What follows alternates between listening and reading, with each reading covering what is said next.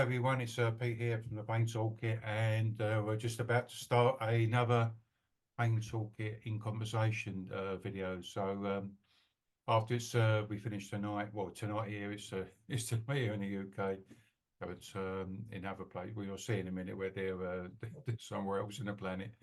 And Keith normally does this little bit, but I'm going to do his little bit. He can't be with us tonight, but he will be with us shortly via a video that we made last Saturday. So, excuse me. Oh, here comes Grainne. Yeah, last but not least. Oh, yeah. So anyway, what we do is, can I ask you to go around and introduce yourself? And I think should we go ladies first? So a little bit about who you are, where you come from, what you do. Yep. Go, Virginia. All right, thank you. I'm Virginia Mcintyre, and I live in Nova Scotia in Canada, which is a little bit cold here right now. I am the president and the lead of the People in Pain Network, which is an organization that supports people living with pain through self-management education and peer support. And in Canada, I am a pain advocate and on many advisory committees here trying to really bring awareness about pain self-management and peer support. And it is a pleasure to be here. Thanks, Virginia. And Bronnie, do you want to do the next bit? So I'm Dr. Bronnie Thompson. I'm in tomorrow. It's Saturday, and I'm in Christchurch, New Zealand, where the temperature is supposed to hit 32 degrees, which for New Zealanders is really hot. And it's summer, of course. And I'm a postgraduate, sort of, I guess, the lead of our postgrad programs in pain and pain management at the University of Otago. I live with pain. I'm an occupational therapist by background, professional background, and I'm really passionate about helping people learn to live well with their pain. Thanks, Bronnie. Grainne, do you want to? I know just arrived late. I don't want to put it on you too much, but I will. So these guys are with us tonight. They won't know you, and obviously I know you, but just introduce what you do, and to the rest of the people watching the video or listening to the video. Yes, and my name's Grainne. I'm calling in tonight from Norfolk in England. I'm a physiotherapist by background, but I've spent the last sort of 30 years working in physiotherapy, most of that in the world of persistent pain. And I'd like to think of myself as a well-informed pain coach for those who are struggling with chronic pain. And my goal is for people to be an active participant in their rehabilitation and recovery. And so I'm a great believer in using supported self-management and in involving those with pain in their treatment pathways and in development of services and research. Thanks, Grainne. Dave, do you want to go next? All right, hi everybody. Thanks for having me, Pete. I'm Dave Flusk. I'm a pain medicine physician. I'm calling in tonight from Newfoundland, Canada, a little bit further east than Virginia, equally as cold and nasty outside. I wear a few hats. I serve on the board for the Canadian Pain Society. I'm one of the medical directors for an organization called the Atlantic Mentorship Network, which is a network of healthcare professionals, not just doctors, that are involved in chronic pain, mental health, and addictions work. And I have a blossoming interest in lifestyle medicine and how it affects patients with chronic pain. Thanks, Dave. Last but not least, Jerry. Hello, Jerry. Sorry. Yep. Sorry. I had to take the mute. I was converting the temperature here so I could speak in the language of the world and not of us Fahrenheit people. Because I'm in sunny San Diego, sorry to all of you, where it is currently 18 degrees Celsius. So you like us. Cooler than Bronnie, right? Yeah, right. Yeah. Half the 32 degrees, it beats you. We're gonna win. Yeah. So I'm a physio by training of 30 plus years now. I think I'm just gonna call it 30 plus from here on out. And really the reason I'm here, you know, I believe that healthcare in general needs to focus more on the people we serve and less on the other things going on. And I dedicate my time and my business to creating environments in healthcare practices that really focus on the people that we call patients. So that's the perspective I bring here. Again, as a physio, I've treated, but for the last 8 to 10 years, this is where I've spent my time and energy. And thank you, Pete, for having me on. I appreciate it. I appreciate all you guys giving up your time to do the video. Well, thanks everybody for introducing yourself, etc. And you probably know me. I'm from the Pain Toolkit and stuff like that. And I've been doing this for, I think it's coming up 30 odd years now. So I don't know. I think I'm still sometimes a rookie. Which I always remember a guy said to me years ago, when you get up in the morning, you have to decide whether you're a teacher or a student. And I always like to see myself as a student, because I like living. I like learning. But so we're on the last conversation that we did before Christmas, we agreed that the theme for this conversation would be about being curious. And I've been, so I find it intriguing because this term, I'm obviously aware of the word, etc. But this come to my attention even more. I think an OT called Helen Room in South Africa. Yeah. She posted it on LinkedIn. This video, a TED talk by a woman's name. I can't remember her name, but it was Grainne. Did you watch the video? What's the lady's name in Leanne Camel. Leanne Camel. Yeah. Is that called Okay. right? Yes. Yeah. And she was doing a TED talk, and she's a cop there in Tasmania, and she had lived with persistent pain. But in her talk, she talks about when she decided she had to become more curious about pain. How did it work? How did we move on from it, etc. like that. And then so to me, I'm thinking, yeah, I'm really digging that. I like that, being curious. And then I don't think you posted something, Bronnie, and you used the same word, curious. And someone else posted it a few days later on. I'm thinking, boy, this is really grabbing my attention. And it is, and I think from my own personal experience, we're going to hear from Keith's experience in a minute. I just thought, sort of give you, my little 5 penny worth. Is I think I was be curious. I think back in the day when I was struggling with my pain, etc. I was doing I was become a serial doctor shopper, a therapy shopper. Anybody with historyology after and it just wasn't working. It would work for for a day or two or something. I felt better, and then I'd be back at square one again. And so in a way, I think I've become curious. I thought there's got to be another way other than all this, pill popping and not, not doing, not, just in treatment shopping and stuff. It's some way to fix me, And as then I started searching. I've started looking around, and then how I mean, by asking around. And listen, I'm talking about back in the early 90s, sort of 93, 92, 93.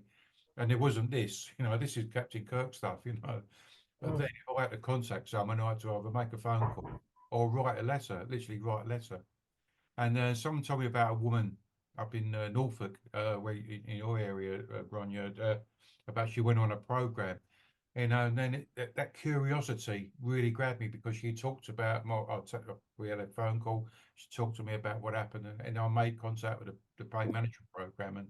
And I won't go, this as a story when I went on a program in '96. And I was just interested about what was going on, and they was giving me the skills and tools, and as I say, most importantly, the confidence to manage my back pain myself. So, but I don't think I've stopped being curious. I think my curiosity these days is how do we, the main curiosity, how do we engage people that are stuck, sort of anchored into that medical model? What's the key? What's the switch? How do we engage these people? I mean, that's why I love social media or technology and stuff, because it's for me, it's about finding out what people are using to talk to other people, engage, etc. So it's the platforms and stuff like that. So can I, before we go on to you guys, can I just play so I can remember, as you're getting a bit of an old boy now, the old memory gets a bit shot. But if I just play you the video that I recorded with Keith last Saturday, then we can crack on from there. So let's get that going. Hopefully this should play.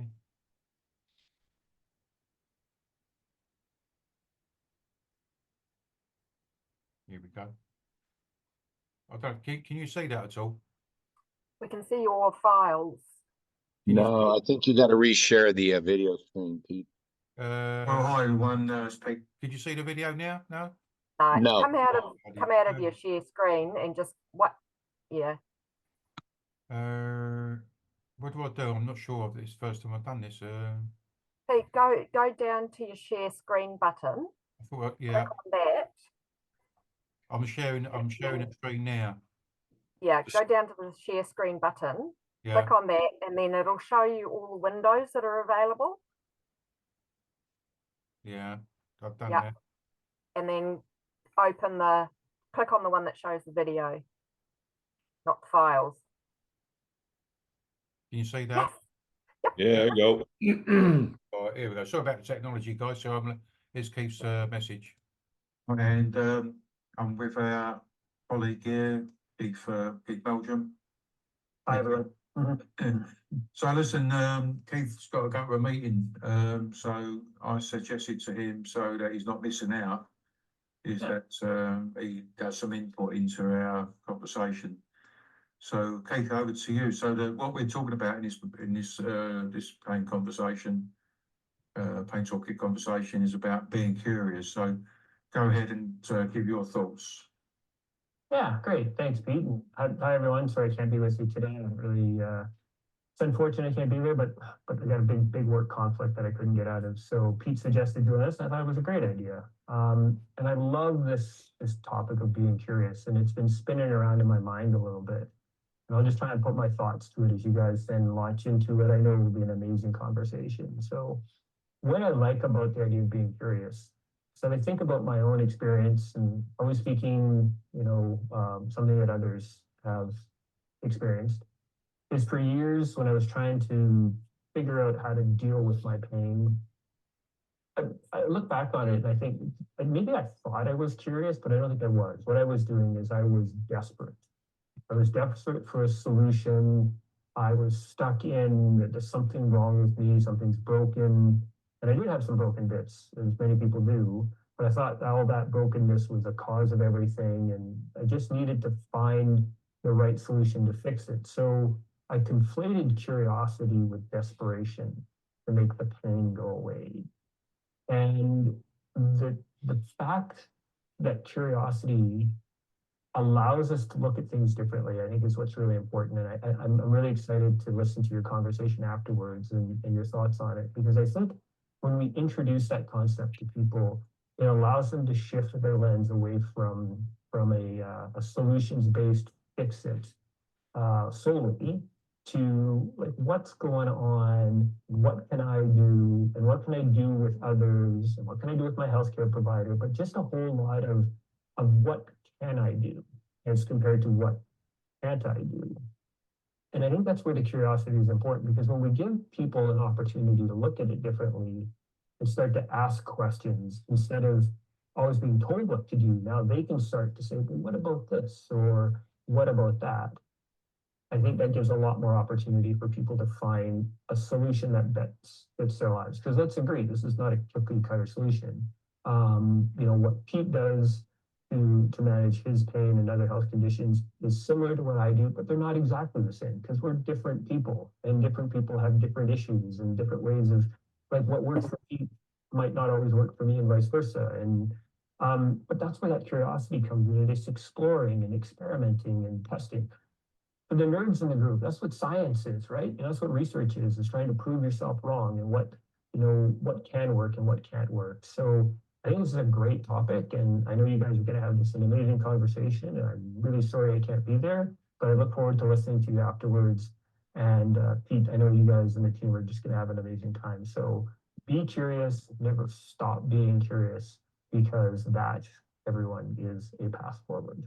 So yeah, thanks, Pete. Well, thanks, Keith, and so I'll wrap it up there, and you're here. I'm gonna bore you with that. Here we go. So over to you guys. Who was keep starts off with about being curious? Curiosity is my middle name, and I think that's both a joy and a curse, because it means that you end up having children that ask you, but why? But why? Why? Because that's curiosity. So the time that I think that we're most curious is when we're kids and we don't think the world is such a scary place. So we start exploring and we start looking at potential and possibilities and I wonder and what might happen. So when I think about when we're not curious, what are the conditions that we stop being curious about? Because curiosity fuels learning. Curiosity makes us want to do more, go out there. And the times that you don't want to do that are things like when I'm too tired, when the world is scary, when I can't trust myself or others around me, when things feel threatening or overwhelming or all those negative things. So to me, fostering curiosity is about, as a clinician and as an educator, is creating a space where it's okay to try something without worrying about the consequences. Because if you watch a kid, they will explore and they don't know whether this thing that they're exploring is going to work out or not. And that lack of investment in the outcome means that you can look at things with this really interesting lens that says, oh, I wonder if I put this and this together, what would happen? Might turn into a mud pie and I can track it in through the house. And so that's maybe what, as a clinician and as an educator and as a person living with pain, I want to create that sense of safety and security, that it is okay to have a play, try something out, see what happens, wonder.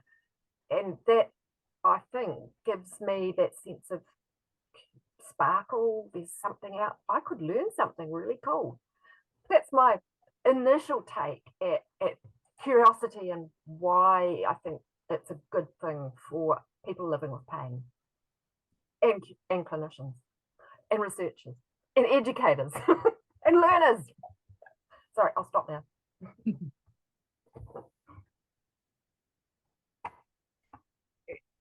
I'll go next if that's all Okay, right. you go, yeah.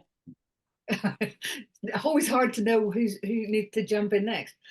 I really liked, it really made me think whenever Keith first said there about this idea that he thought he was curious, but it was actually desperation. And that really struck a note with me. And it really made me think of lots of people that I've been with in clinic, and they do come going, I really want to know, I really want to understand what's going on, I really want to explore things, but actually maybe a lack of understanding or lack of awareness on everybody's part, clinicians and those with pain, that actually what they wear is desperate, not really sort of, not necessarily really being curious. So that was the first thing that really struck me. And then the other thing then that you just said there, Bronnie, about threat, because I'm completely obsessed at the minute by compassion focused therapy. I'm finding it's a way that the psychologists I've worked with more recently have been very much getting into that sort of therapy, sort of fusing it with elements of acceptance and commitment therapy, the sort of work that's going in. But what seemed to really be resonating with the people they were working with, and that we were working with in groups and individual sessions, was that coming from the compassion focused therapy of feeling in threat or feeling safe. And that actually, as you said there, it's really hard to be curious and to be open to trying new things if you feel in threat. And that's a place where most of the people that we're dealing with, most people that I'm seeing with, are very much in a state of threat. And so then that makes it even more key that the clinicians that they're speaking to, from whatever area that is, don't fuel that sense of threat and actually make people feel safe, because only by making them feel safe and by reducing the threat level and letting them then, you know, so it's no use sort of demanding that people be curious and asking them lots of questions. You need to want to do this, if actually they're sitting there and they feel in threat. And actually, is that, I mean, we all know there are no magic bullets for anything, and one doesn't ever want to say that there's one thing that is the key to everything. But for me, there's something in there about what makes people open to doing any change, to making any difference, to taking ownership themselves, to supporting new ideas from clinicians or whoever else, is when they feel safe. And they're only going to feel safe if you make them feel safe. So that was my two big takeaways from it. And I'm really, it's just blown my mind already, and we're only what, 10-15 minutes. Great. That's amazing. And for me, a lot of that resonates. Every time someone says something, it's like, yeah. I was kind of in the same boat as Keith was, desperate, looking for answers. So no, I wasn't curious at the beginning. I was desperate. I was looking for solutions, and I was looking for answers. And then it brings into that, you know, when I finally started getting answers, it's because of the lack of knowledge of what pain was, or anybody I had seen for years what it was. So you build up that distrust in them. So when you finally get to someone who can help you, you're right. They need to build that safe space, and they need to earn your trust, even though they're not the one who have taken it away. They need to earn it. And because you've just been through so much. But when I finally got there, for years people said, you can't do that. And I still hear it now. Well, you can't do that. You can't do that. So it became, my questions was, how can I do this? So I had to be curious about, how can I do this? Is what I like to do. So like I used to be a marathon runner. So, okay, I can't do that, but how can I go out and run and still do the things I like to do? And that became my thing. How can I do it? But I had to learn about pain. What was pain? What had happened, and how am I going to change my life that I can have what I want? So that's where my curiosity came into, was just like saying that to myself. How can I do these things? How can I prioritize what's important and do it? So it is really about being curious. And like Bronnie had said, it builds learning. Then we continue to learn. And I still have been living with pain for over 10 years now, continue to learn. And it's quite a journey when you get curious. Thanks, Virginia. Just reflecting very quickly on something that strikes me, and if I don't say it now, I'll forget it, is that what you seem to be, both of you seem to be saying, and what Keith was saying, is that it's when you're curious, you're not wanting a particular outcome. You're not invested in it's this or that, it's going to do this or that. You're open to possibility, and that might be the difference between the early part of desperate, I need this thing to take my pain away, to I'm curious about what might be out there. That's cool. That's cool from people living with pain, and then for clinicians as well. I wonder how. Now, isn't that fascinating stuff? I love it. You can tell I geek out on curiosity. It's a positive psychology topic, and so I've read a lot about it because I do that. Sorry. Jerry, what's curiosity? You know what I did? I pulled up as soon as Pete started talking, I pulled up the definition. So I've heard it, and it's interesting because as Pete said it, I read both. There's two definitions. I'm going to read them to you both all real quick. But as you, the three of you proceeded through this, the second one's making more sense. So the first one is eager to know. right? Just eager to know it, right? And it's interesting because right after that it says or learn, but like know is just okay. I know that. I kind of separate those. So I like that, eager to know, right? I want to know. Do I have to know anymore? No, just want to know. Or how deep do I want to go? And the second one was strange and unusual. And the sentence under it, I think, helps the definition. A curious sensation overwhelmed her, right? That's the sentence. Again, curious, right? And I like this. And then I wrote down some things you all said that I really, really like, that Keith started with. I believe it was proving myself wrong, right? That really resonated with me, right? Oh, I got to prove myself right. Well, how about I look for ways to prove myself wrong first, right? Because I always go the other way, right? I got to prove myself right. No attachment to the outcome. That's come up a couple times. Oh, I'm 57 years old. I think I figured that out about a year ago, by the way. So for 56 years, I was always attached to the outcome, always attached. It has been so powerful for me personally and professionally to just what I call now own the process, which I used to hear that a lot, but I don't really think I understood what it meant. And if you're going to own the process, then you have to be curious, right? Because you're going, how can I fix this? So let's go back to some of the work I do, right? How do I help someone who's sitting across from a healthcare provider understand better what's going to occur before they get in the room? It's like, well, let's share it on the first phone call. Let's make sure we send them an email, so again, this understanding that the process it's more about the success of the process than it is the focus on the outcome. So yeah, really good stuff. And I like the way you said looking for solutions, Virginia, but mentioned it almost in a negative way, right? Because that's what I do. Oh, I got to help you find the solutions. Like, no, you don't, right? If we're curious. So yeah, this was all really good stuff here. And you guys have got me thinking a lot. I was taking notes here. Yeah. David. Oh, no, there's a hand up there. I put my hand up because I wanted to make sure I remembered to say something. I'm quite happy to wait if you want to go first, but it's just something else that's been obsessing me recently is thinking about my own profession. So my background being physio. In the words of Gen Z at the minute, I'm struggling to identify as a physio any longer. I feel I'm profession fluid. And I no longer identify really as a physio. And what struck me about what you were saying there, Jerry, is I think, isn't it funny that physiotherapy is a remarkably outcome-driven profession? As a profession, we're obsessed with outcomes. Like it's really key. We need empirical evidence. And is that where, as a profession, we're struggling? And those of us that want to be curious, sorry, just blew my mind and made me have a little think there. So I'll pop my hand down now and let David speak because I've hogged the camera.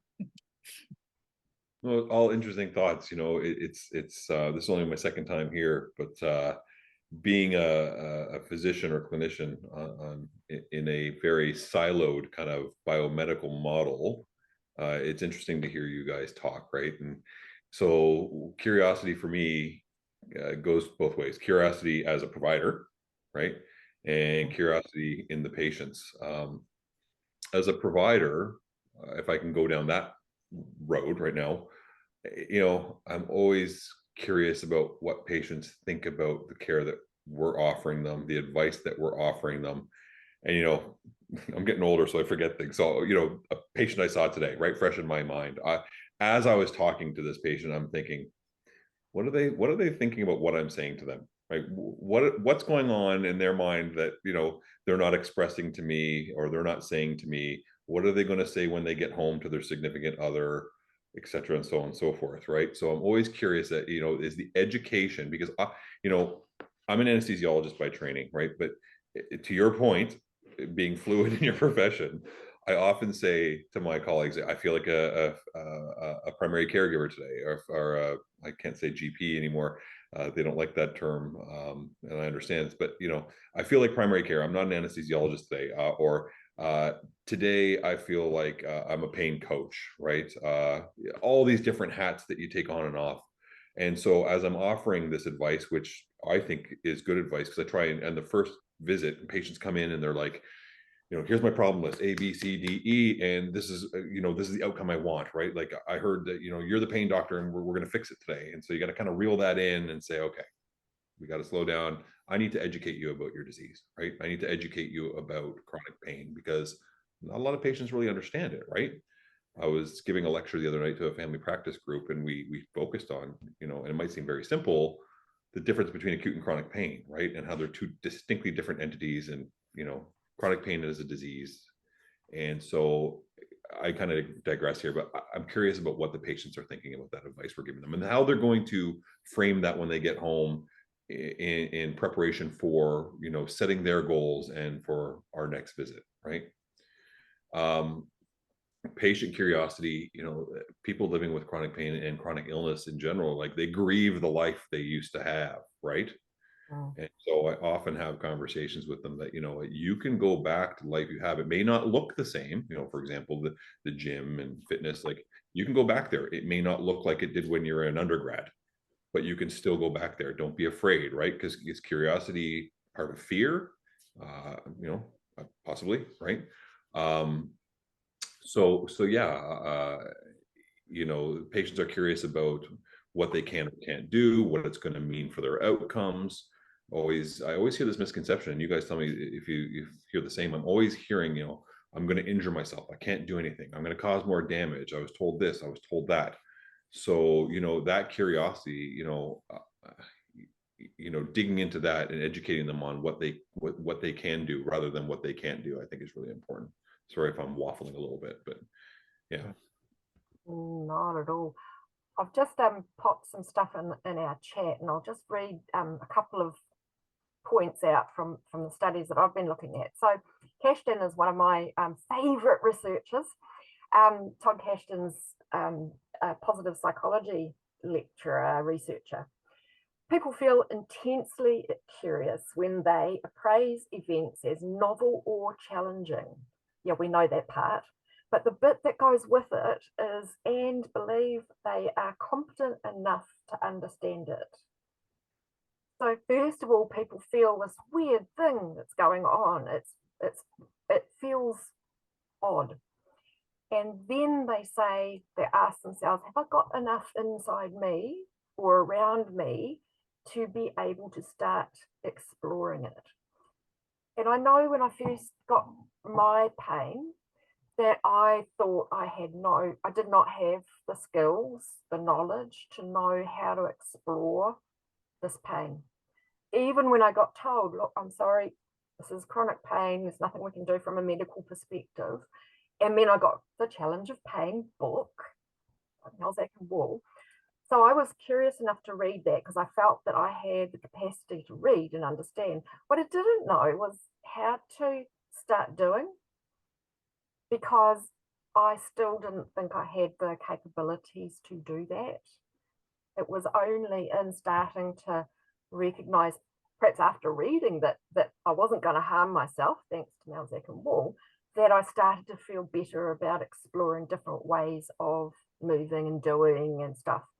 And I kind of think, even living with chronic pain now, when I get a new pain, now one of the first things I do is I'm curious about what happens when I move this way? What happens when I do this? So my mindset has shifted away from, I need to get an answer, to, oh, I wonder what this feels like. So I'm curious about this new pain and what it might be and how it might feel doing different things. And that's one of the reasons I really think that for people living with pain, if our health professionals can help us learn that we're safe, all but safe, then we can bring that mindset to any new pain that we have and be far less scared of it and much more willing to explore and feel and try and play with or experiment with stuff.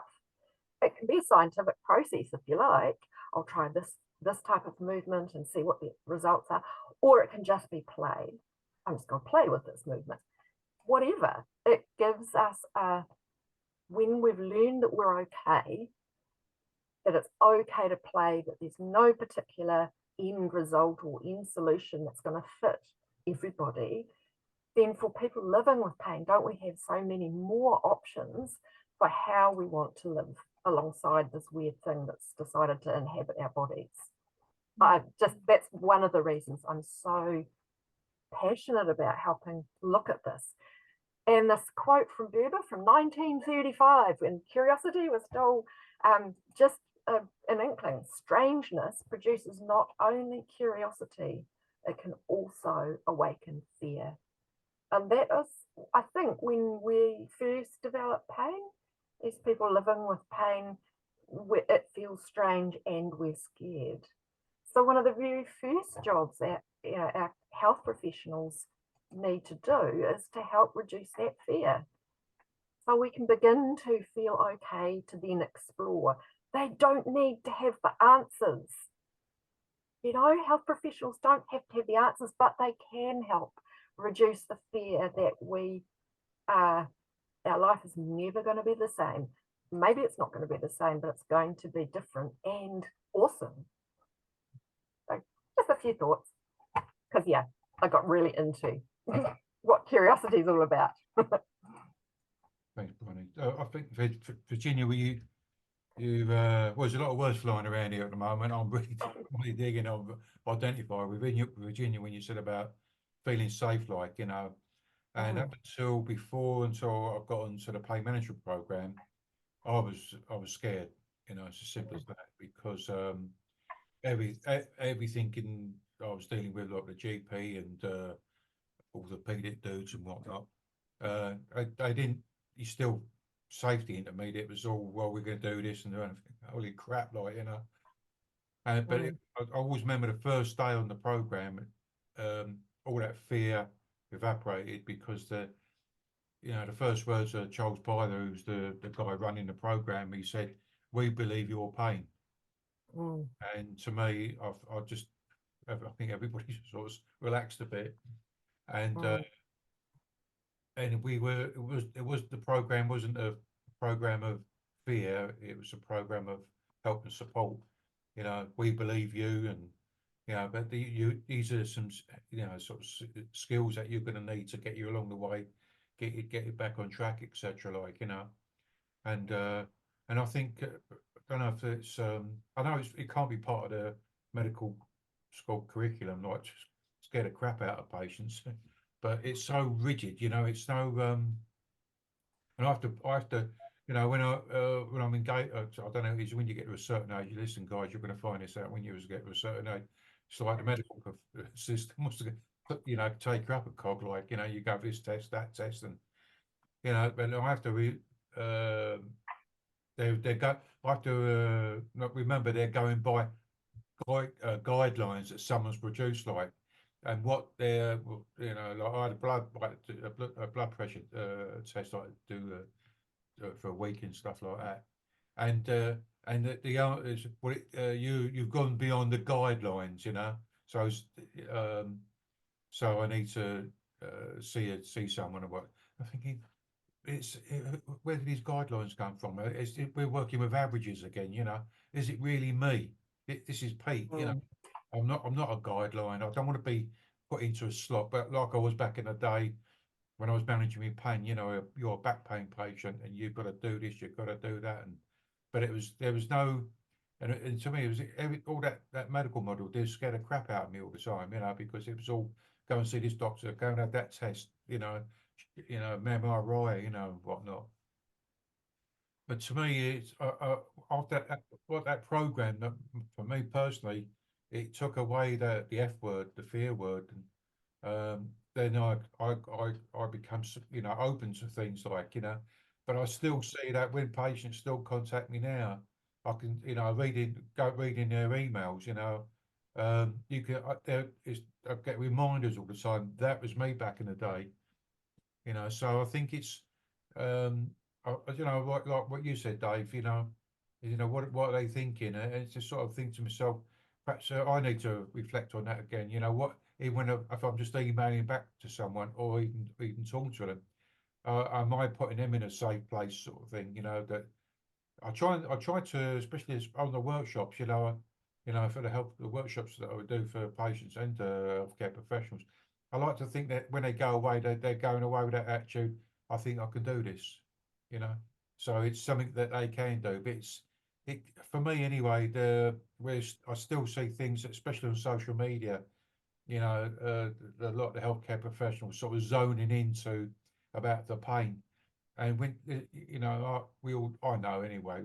Everybody knows that when you've had pain for longer than 3 months, yeah, do you know what? That's just the tip of the iceberg, because all the other crap kicks in, sleep problems and fear, you know, and that actually overtakes the pain itself, like, you know. So people are constantly fearing and stuff, you know, they playing safe, you know. I better not do that because just in case, or that I won't go there just in case. And it's that fear thing that stops you from doing stuff.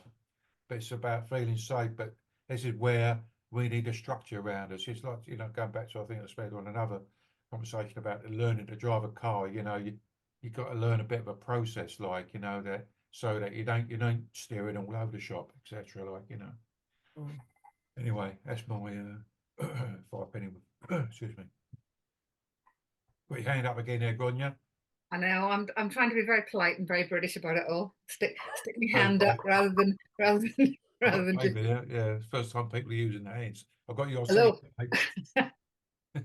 Irish not, you know, so or I don't know if we're more or less polite than British. I suppose what struck me there is I think there is certainly in sort of what you would call diagnostic clinicians, which are, you know, physios are often that, and doctors are often that.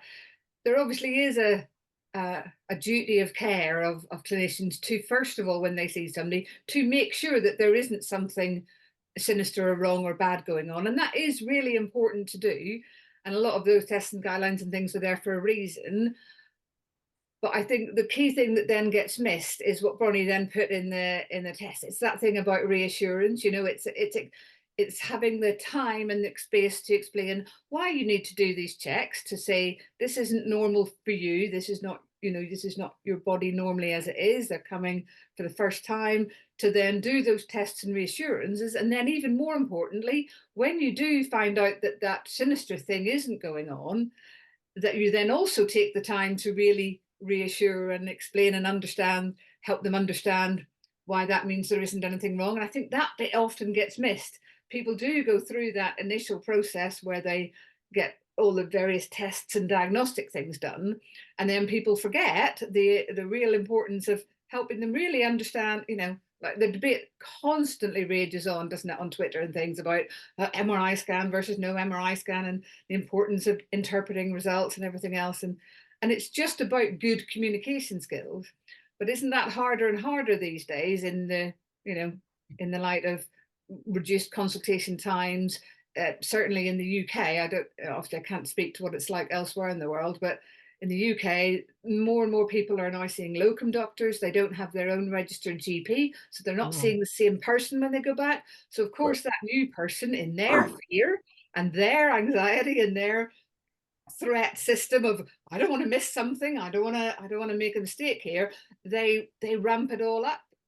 And that obviously feels like quite a defeatist thing to say this is just too massive for us all to change. But even within that, every clinician learning a bit better how to reassure, how to reduce threat, how to sensitively convey information, because you can do it in a relatively short period of time. It's a lot about tone, it's a lot about intent, that, you know, it is possible to do. But I think, you know, it is important to say that, you know, once we have really genuinely established that it is chronic pain and that there isn't a underlying medical process that needs to be addressed in a particular way, then that curiosity and things are even more, you know, important to produce it that way. But we do have to do those tests, but how we do them and how we do that initial assessment is crucial, really. It's how you frame it up, right? Sorry, Bronnie, I know you have your hand up, but again, but hearing what Pete was saying too, like, you know, you got to go to this doctor, then you got to get this done, then you got that done. But so doesn't that also, you know, transform curiosity to fear, right? Because as you're telling patients, you've got to get this done, you got to get that done, X, Y, and Z, we're somewhat implying, maybe, that eventually we're going to find out what's wrong. We're going to find that answer for you. And isn't that leading them, when it is, chronic primary pain, if we want to really get into the terminology here, isn't that leading them down the garden path, which can result in, curiosity turned fear, distrust, breakdown of relationships. And, what you were just saying there about locum physicians and people not having, longitudinal therapeutic relationships too, again, that's a detriment, right? Because each time they see someone new, they're being led down that garden path, right? So the patients, we're going to stick with this word curiosity. A lot of patients, and correct me if I'm wrong, are going to be curious about, okay, well, is this guy or gal going to find out what's wrong? Somebody's going to eventually find out what's wrong. What's wrong is, in the case of, there's no cancer, there's no, organic cause to this pain. You have the disease called chronic pain, right? We're not going to find something wrong, right? So at what point do you turn the conversation there? I like to have that conversation from the outset. Hey, we might find something wrong, but we have to have this conversation first. And I find that doing that frames it up quite well. Yeah, another thing that, again, thinking back to patients from today, that, I could see curiosity being sparked by their expressions on their faces. They're coming to see this anesthesiologist guy in the pain clinic, right? And these are new patients that never met me before. And two in particular today were kind of like looking at me, like when a dog turns their head a little bit, right? When I asked them about, okay, I've heard you about your pain. I've heard about your 12 out of 10. I'm not discounting that, but I want to shift here. I want to pivot a little bit. I want to know about work. I want to know about your marriage. What is your partner? How is it affecting them? I want to know about your sex life. And they go, why is this guy asking me about that? Right. Tell me about your feelings, what are you feeling inside? Are you scared? Are you angry? Are you projecting to people? And they're really curious when I start asking about that stuff, because they think they're going to go to the pain guy, get a pill, or he's going to suggest a needle, and then, bada boom, life's better. So I like engaging that curiosity in people to get away from that, not that pharmacotherapy it has its place, right? Interventions have their place, but all these other facets of their life that they may not be aware are being significantly impacted by their chronic disease or chronic pain.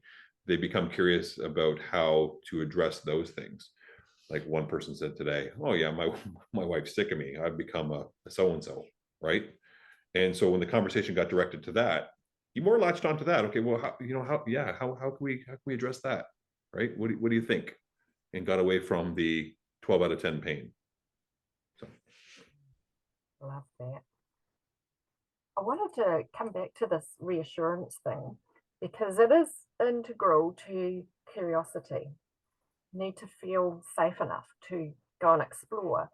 But so I'm currently doing a research project looking at the experience of people having colposcopy and hysteroscopy, which is painful, and for which you can't just slip on a bit of anesthetic gel to take the pain away, because that's not the way our bodies are innovated.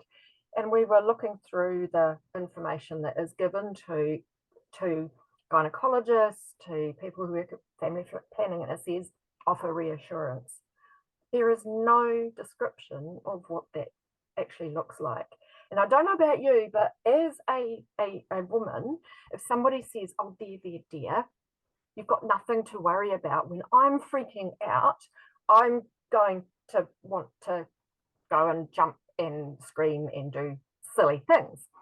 So to me, that we've got to learn more about how to reassure. There is some research even looking at it, and that reassurance, it was carried out by Johan Vlijen, actually, saying that reassurance is very general. We've got, you haven't got cancer, that's fine, but they have, and there's nothing wrong with you, go away, is really negative. What does help is finding out what this person's really worried about. What's their main concern? And addressing that.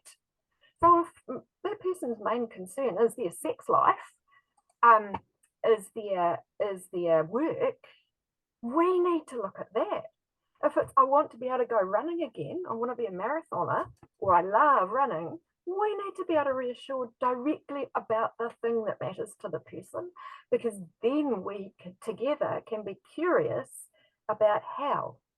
You can't do that if you've just been told, there, dear, nothing to worry about, off you go.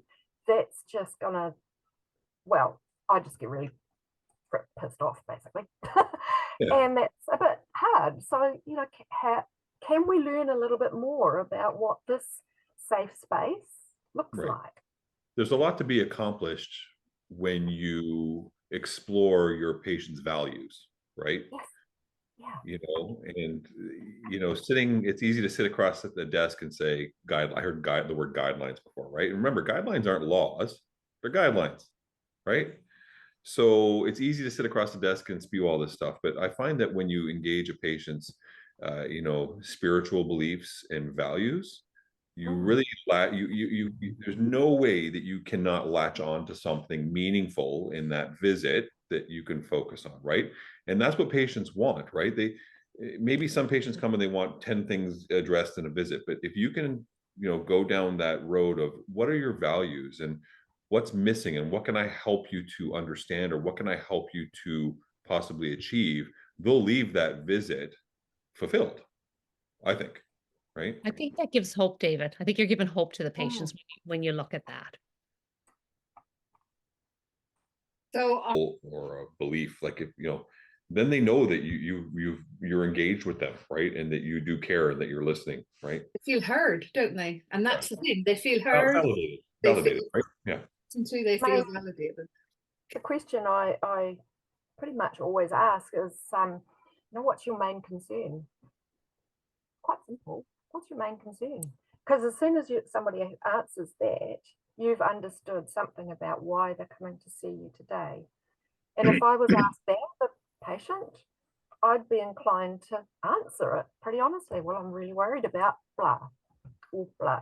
And that gives you something that somebody's motivated for. But you won't get that if you go through a checklist or you are focused on the computer that you're working at, or you want to see them doing this exercise in this particular way because that's what you've been taught to do, whether it fits into their life or not. Don't get me started on exercise. Promised I wouldn't do it. Movement. Jerry, I'm dying because I know this is just stuff that you love. Yeah, this is interesting. So coincidentally, working on a paper, an opinion paper, by the way, on, I guess the terminology here, but the nocebo effect outside of the provider. So you guys know I love the work of what's the impact of the team, right? That first phone call, right? And I probably now, as 30 years as a physio, I've listened to more intake, right, phone calls with the front desk person than I've probably been through provider evaluations. And it's interesting, David, and I apologize. How do I say your name correctly? Grainne. Grainne? Sorry. Grainne, like Sonia, but with a girl. Grainne. Okay, good. Talking about that, because I hear that, right? You hear this conversation. Sorry, it's not a conversation. It's a one-sided and you know someone was giving. It's exactly what you said. And I can listen to these calls now and I'm like, oh my God, I know exactly what their training was. And I also try, a big part of my business and my work is to, I call it, I refuse to call it a script because a script turns into exactly what you both have been talking about. I call it a conversation, and it ends up being a conversation driven by curiosity, right? Please tell me, you know, why it is you called us today. Oh, I have back pain. Okay, understand that. Just say a general statement. You've called the right place. We can help people with back pain, but tell me more. Tell me what it is you're having difficulty with. So I try to work this upstream so that by the time they get to your desk, David, some of this stuff, right, is in front of you. And even I believe I have zero, by the way, I got zero proof of this.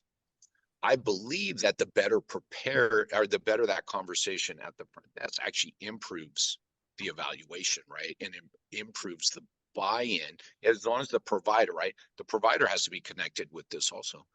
But I truly believe that it impacts the outcome of that first visit. So again, trusting the process and saying, let's follow this process. Let's ask, not what's your diagnosis. This is what else is interesting too, and a big beef of mine. I'm like, nobody has ever called a physio office in the history of the world for low back pain.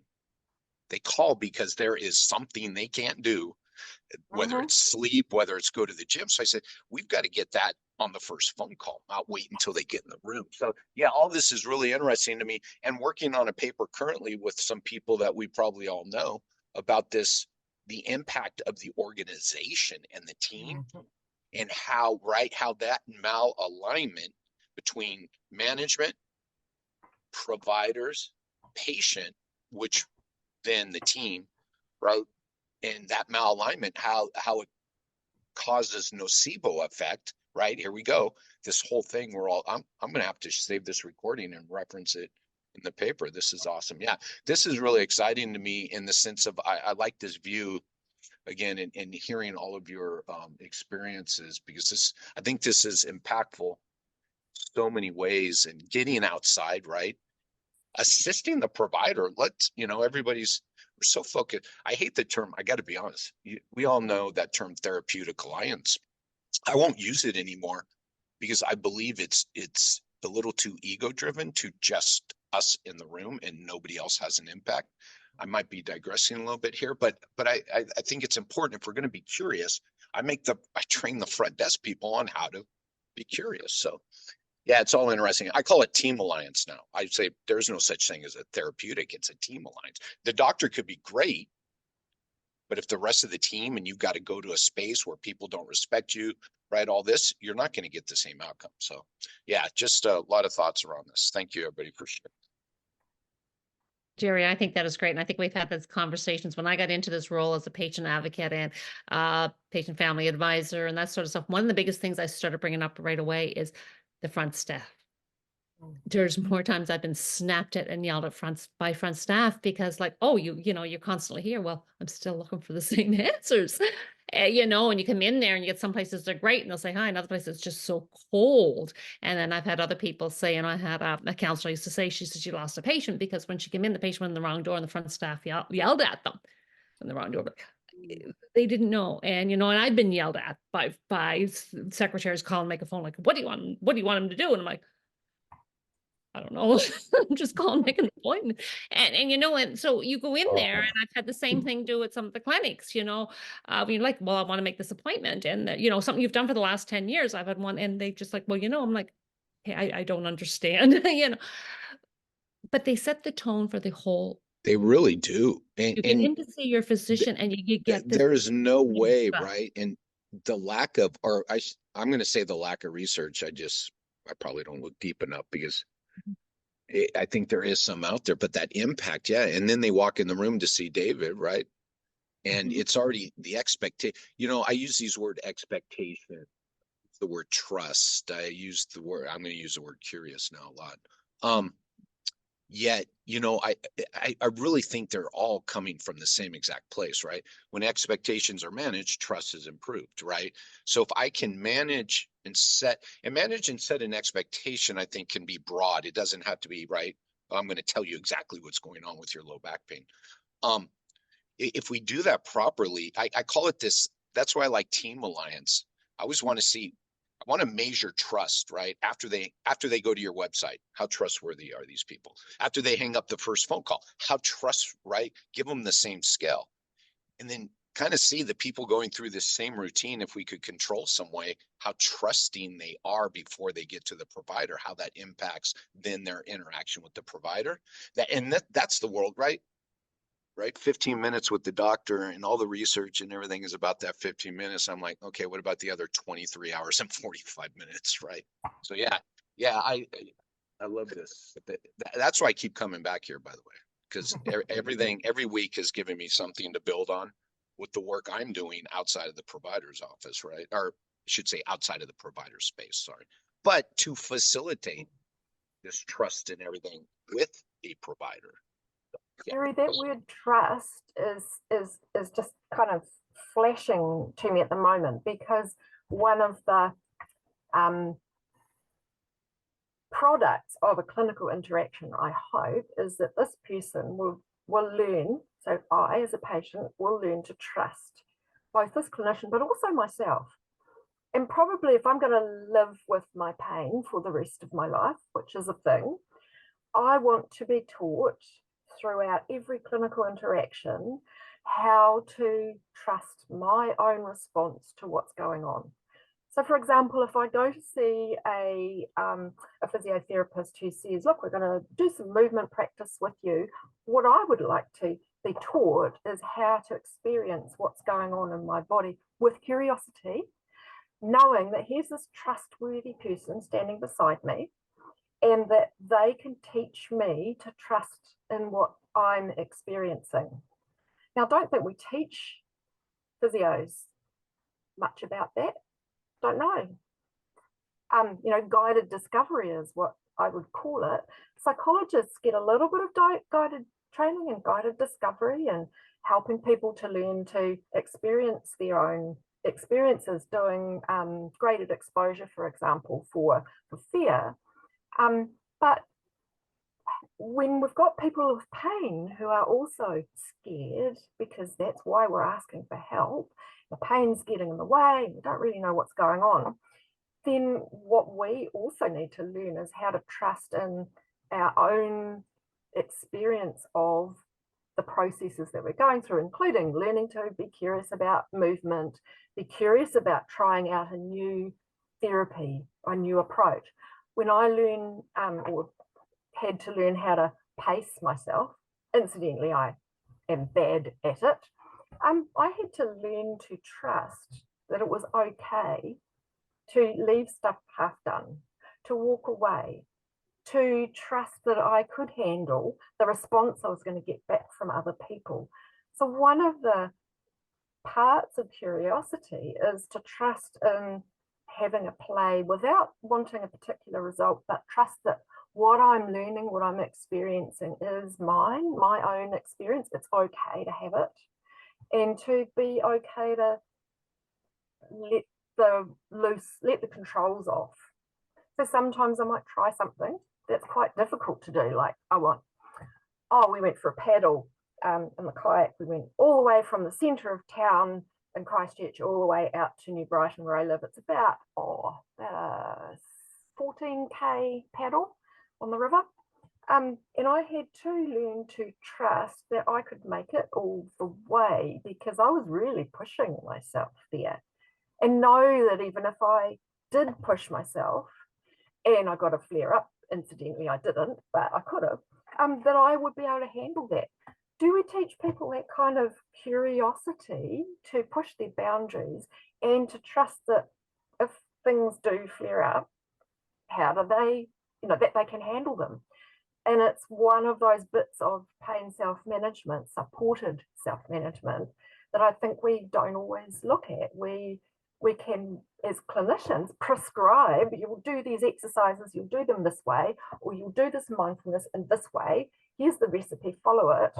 And then that curiosity we have to try something different or when the situation changes, and life always changes, that perhaps people with pain don't always know how to explore and trust their body, trust their responses, and to be curious.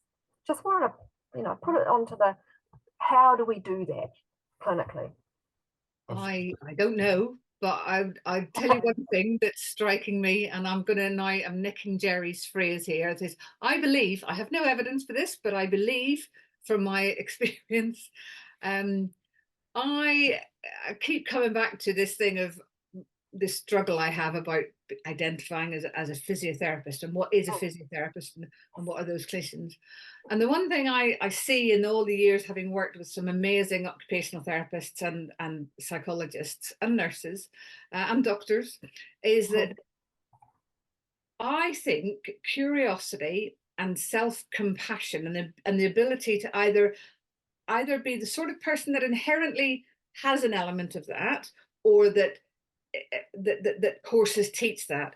I believe that more people who go into psychology and occupational therapy as careers may be the personality types to a degree that are more open to that anyway, possibly, but also that the courses in the terms of what you're doing, where there isn't that obsession with specific outcomes and specific things, lends itself to that. I think the way that physiotherapy courses have been designed, and I can only really talk specifically in the UK, for the last 20 to 25 years, has been based on a really uber competitive model of only the highest achieving people getting into it. It's so hard to get into. You have to be A stars and all your exams. You've got to have done all these. I wouldn't get near a physio degree now. For love nor money, I wouldn't get near it. But what that means is that it's obviously sometimes attracting people who are very competitive. It's attracting a lot more people who are real sort of driven personalities, real kind of women, maybe girls who are people pleasers, you know, who are designed, you know, I've got to achieve everything, guys who are really competitive, you know, but what that combined then with maybe a course of study that tends to still focus on we're proving ourselves as independent clinicians, we're about empirical evidence, it's about all of the evidence that's out there about being evidence driven, is not then conducive to producing clinicians who are naturally curious. And you may then still get some physios who go into that and actually but that then is what's making us confused about whether, am I a physio or should I have actually been an occupational therapist or a psychologist or a fusion of them? I don't know, but that's what's striking me in terms of that, you know, I think it's a lot harder for physios to behave like that, because I think the courses that we do and the way that things are driven towards it isn't we've lost a lot of people that would have gone into physio, but now I just can't get near a course because they don't have that real academic sort of focus, and that's a real shame because there's a lot of people there who would have made ace physios but don't get near it. It's a bit sort of linear rule governed, but I think so. OTs, there are a lot of us who are neurodiverse as occupational therapists. It seems to be a thing. We haven't yet studied it, but that does seem to be a pretty high. There seems to be a fairly high hit rate for people with ADHD as OTs and psychologists. And what that means is curiosity is our game. That's what ADHD is pretty much all about. I'm curious. Oh, what's going on? Doesn't always mean we can act on it. So my question to you guys is, how can we foster curiosity both as clinicians and as people living with pain? Because I think that curiosity in the long run and the ability to be flexible and adapt is really what we need to learn as people living with pain, because you know, the solution that might fit for somebody at the age of 25, if they've got fibromyalgia, they're likely to need to do that, you know, for the rest of their life. And that's, you know, life is not the same. The solutions that work for me at 25 are not going to be the same at 59. Pete, go for it. I was just something you said, Bronnie, about you know, getting people active and doing stuff and whatnot. And I was just thinking about, I can only think of 2 examples that I've actually seen. But I was just to go to Germany quite a bit. A German doctor mate of mine, Reinhard, he ran the pain management program there in a place called Erlangen, and they were lucky that next door to the hospital was like a botanical garden, and he would make the botanical garden part of the program where they actually walked around, and because there was all like different plants and smells and whatnot, they were encouraged to stop. So in other words, he was actually teaching them like pacing, like, you know. So they found out, and after he would come back and say, how many of you experiencing as your pain levels increased? And they said no, but because they did it, you know, they wasn't overdoing it, you know, the boom and bust cycle stuff. And I think the other example, I've not seen it in person, but I only know it from, is the Pink and Steel guys in down there in New Zealand as well, where Lou James, the founder, and I can't remember the other lady's name who co-founded it, and I know Lou, is that they do paddle boarding, you know, for people that are in cancer rehab. And I love that, because it's doing normal stuff, but it's to them it's safe, and it's that teamwork spirit again, and etc. Like, and I think, how can we get more, do that's the sort of thing, because it's about getting people back into doing normal stuff, I mean, not hanging around doctor surgeries and stuff like that, And yeah. it's not the I am doing paddle boarding. There's I call it a metacognitive skill. So it's above the thing that you're thinking about as you're learning to do this paddle boarding. Is I'm learning that I can choose to try something out and feel what it feels like for me and how it lands. But that's probably my suspicion, is that is something that we don't develop enough in pain management programs, is to help people with pain stop and think, I wonder how that fits for me. Instead, we kind of tell people, you will feel better because you are doing X, Y, and Z. And sometimes you're not. And really, what I think we need as humans who live in a life that's full of change is that ability to stop and think and make a choice based on what matters to us. And given these circumstances, sometimes I want to pace, other times, to the hell no. Especially when it's Christmas and I want to go and do a thing and I'm busy. We've got to have that ability to stand back and be curious about our options for how can I do this thing.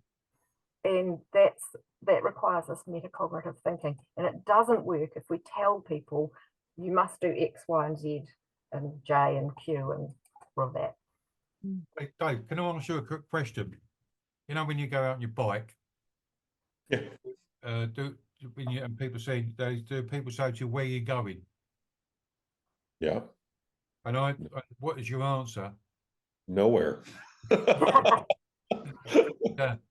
And that's, to me, I think that for just basically me and Dave, like bikers, we're probably the ultimate curiosity dudes, like, because people say, they see me jump, getting the bikes warmed up and whatnot. Where are you going? I said, I ain't got a clue. Yep.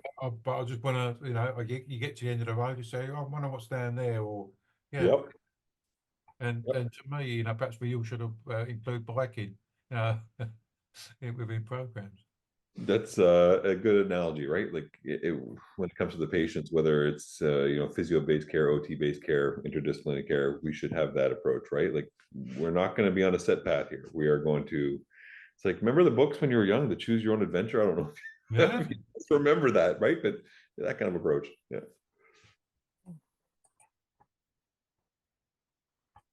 We've got about we've still got some 40 minutes left. If any, we would sort of start thinking about closing it up, coming to a close.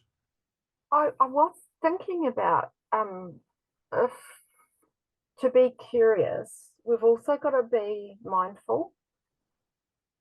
So by mindful, I mean pay attention to what is happening, what is feeling, what is, instead of judging it, we allow ourselves to experience. So I'm kind of deconstructing what curiosity is like. So it's feeling safe. It's also, there's this weird thing I want to explore. There's also noticing in the moment and feeling trust in my experience so that I can then think about my options. That's a pretty cool set of tools for describing what we're doing in pain management, don't you think? In the process of therapy, that is. Curious to get your thoughts on it.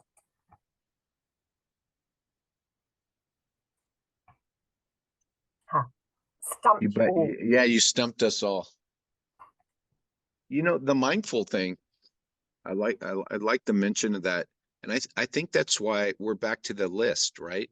So the questions read, value-based questions. I should ask these. How mindful am I of a conversation? I use this word all the time, a conversation. And I have a really hard time with folks who they're definitely right. They'll tell you they understand the conversation. They'll tell you they understand the questions. And then when you hear them do it, it's like, I literally, I think sometimes I do stop them and go, what are you thinking right now as you ask that? Because that just wouldn't be the way you'd follow up this with someone you were standing across from. So I think that mindfulness part is really, really important when it comes to all. Dave, Hello, David. Hey, you're back. You froze on us. We Yeah. thought You left us all hanging. We were just We were waiting. waiting. My God, we were dying. Oh yeah, sure you are. Sure you are. Sorry, we have a really bad windstorm, so the signal's dropping, and there's no cell phone signal tonight here either. Where was I? I know I wanted to flip it on its head. Provider curiosity. I'd love to sit in a group of patients that are with Virginia's group, right? So in a peer support group, not to be there as a physician, because I don't want to be there to provide advice. I want to be there to learn, right? So I think talking about provider curiosity is important. I'm self-reflective sometimes to a fault. I heard people talking about reflection tonight, because I think if we're not, them Newfoundland winds might have got him again. Frozen. While I like he's where coming, he was going. give us your final thoughts, Jerry, while Dave's come. We're back. Yeah.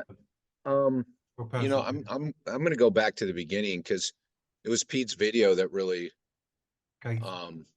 really kicked this into gear for me, and that part about proving myself wrong instead of trying to prove myself right. And I really like that, because again, right, you hang up the phone and why should they arrive, right? Why did I give them a reason to arrive? Because I owe them that, right?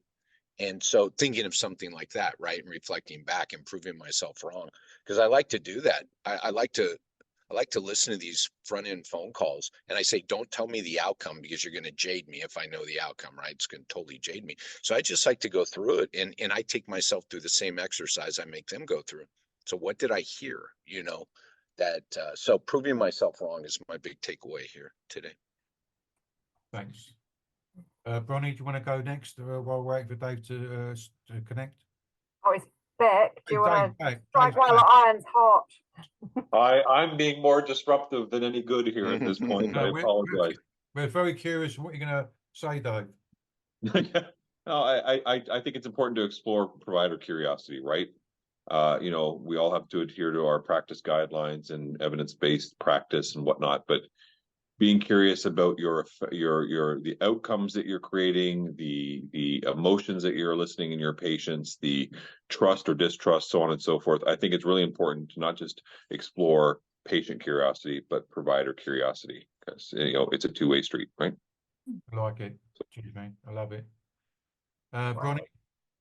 So I'm going to put my educator hat on, because people come into postgrad learning about pain so they can be better clinicians, I hope.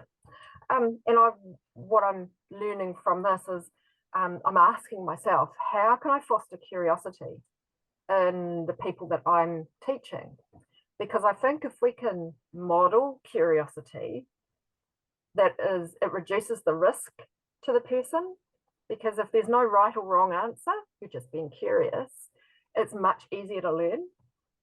And I know that I've got students who come into postgrad teaching after decades of having right or wrong answers, and they can swat and study and regurgitate those answers really quickly.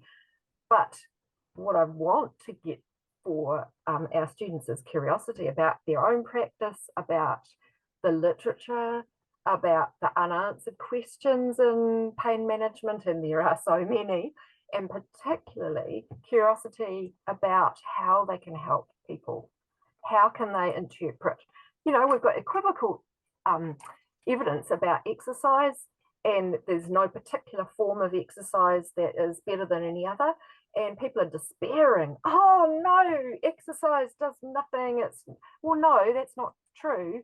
Just because there is no single form of exercise that's better than another, doesn't that give us unlimited opportunities to play with different forms of movement practice? So I'm kind of I'm thinking, how can I engender that for the people that I'm working with in teaching, and for myself? I don't know what it's like not to be curious. So I want to know, how can we foster that and help people who have pain to be okay with being curious, because I think we can do that more quickly than waiting for some years before people are ready. Yeah. Yeah. Here we go.